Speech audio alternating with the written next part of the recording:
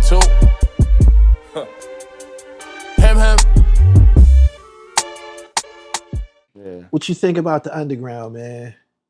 The Roc Marcis, the Edos. I'm doing this for my platform. I have to mention their names to you while I'm in front of you. The Roc Marcis, the Edos, the Husk Kingpins, Jamal Gasol. You familiar with these guys? 38 Special. What you think of the new underground? That's been the lifeblood of my platform, actually.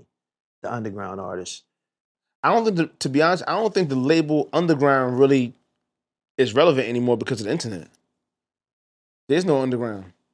I'll tell you why. Or you press the button and you're on the platform with the big dogs. It ain't like before where everything was segregated. Like, you know what I mean? Maybe you could say underground as far as like shows because they like to do like different like smaller venues and shit like that. But as far as the music, you on Spotify, you on Apple Music. You press one button, you on every platform. Yeah.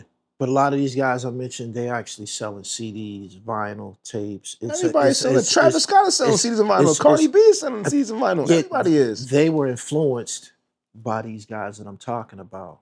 Yeah. The Griselda guys, Conway, West Side Gun, Benny, all.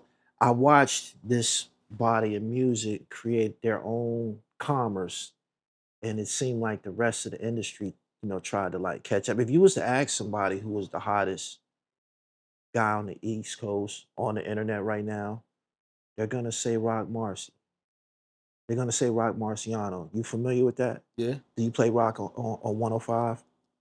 No, I don't. Why not? Because he's an underground artist? How could you not be playing somebody of that magnitude? This should be studied. It's not about the audience that at Powers, like, is a little bit different. It's a different type of algorithm. Like, That's why we call it the underground. No, but it's not that I wouldn't play it. Yeah. The powers that be, like, they're gonna say something if you start playing like certain shit. Like I could play like maybe like that's something I could play like on Fridays, like just like how, you know what I'm saying? But then it's like, you know, there's different when you say the algorithm and with music, it's like different. Like we go off like everything else. We play shit, but there's also like, you know, we have analytics shit. Like we play certain shit from even known artists and we get tune outs. Mm-hmm. It's all about ratings and shit. So you're gonna play like a little bit that's more like, you know, a little more popular to the masses. You know what I'm saying? So that's why I can see why you say underground, but I don't think they should have that label because it's like, you know, it's like the internet's the internet. Like, you know what I mean? It sound different. They putting out records where they're not mixing it. I think they call it lo-fi. They actually have a name for it. Mm-hmm. There's a few different elements that they apply to their brand of music, and for the most part, they proud representatives of the it's tough with the, you know, the people nowadays when it comes to that real lyrical rap. Yeah, that's not really a popular thing no more. You don't think so? So I like it. Why is Roc Marci such a big deal? I like it. Why are these guys? But the masses are listening to swag rap. I don't think that the masses represent real hip hop.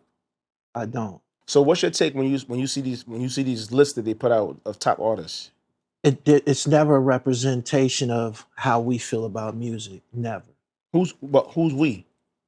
The cool table. The cool table remains us, you and I. There's certain platforms that represent us. You know what I'm saying? And I believe that was another problem that people had with the Jay-Z interview. They wanted to see him sit down with somebody who represents us. You fuck with Stoveguard? I do.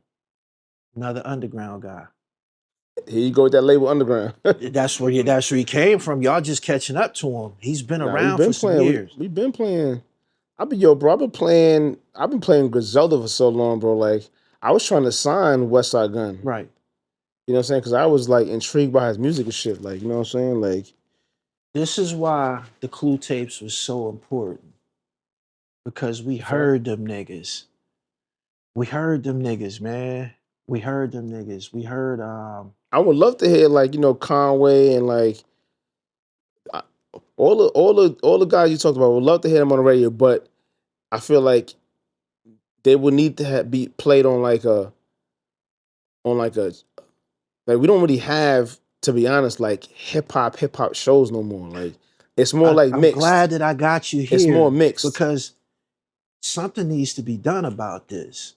Whether it's a digital app or something needs to be done about this. Me and you sitting down together and we agreeing that what we like, that what you built your career on isn't represented today in music.